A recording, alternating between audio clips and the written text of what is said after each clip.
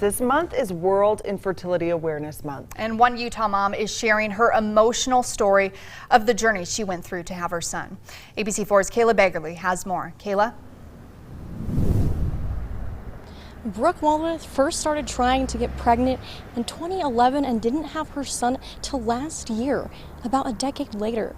And although there were many difficult moments during this time, she says having her son makes them all worth it. I always wanted to be a mom. I knew it was what I was meant to do. It was who I was meant to be. Brooke Walworth spending quality time with her one-year-old son, Alexander.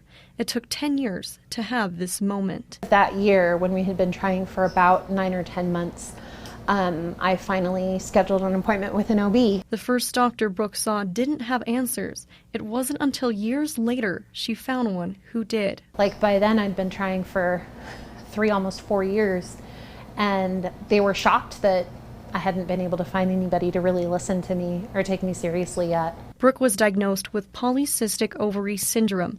Knowing was a relief, but also brought on a lot of mixed emotions. Because by that point, we already knew that my husband had some issues with his sperm. And so having these two factors between both of us causing our infertility, it meant we were going to have to do a lot more in order to finally get pregnant. Brooke tried IVF for the first time, hoping to get pregnant. Nobody really prepares you for how much waiting there is and how many different ways IVF can break your heart. The first treatment did not work. And that was really hard. We had no idea really what to do next. Brooke underwent 2 more cycles. Unfortunately, one led to a miscarriage, but the 4th was successful. Just so happy and also terrified that we would be headed down the same path. When Alexander was born, the umbilical cord had a knot in it and was wrapped around his neck twice. He had to be ventilated. It was a week until Brooke could hold her baby for the first time. It mended a lot of things in me.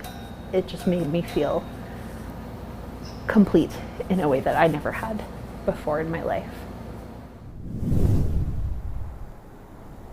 Brooke isn't alone in what she's experienced. Dr. Jill Letourneau, a reproductive endocrinology and infertility specialist at the University of Utah, says that infertility affects about 8 to 15% of people across the United States. We'll have more on science and resources at our website at abc4.com. Reporting live in Salt Lake City, Kayla Baggarly, ABC4 News.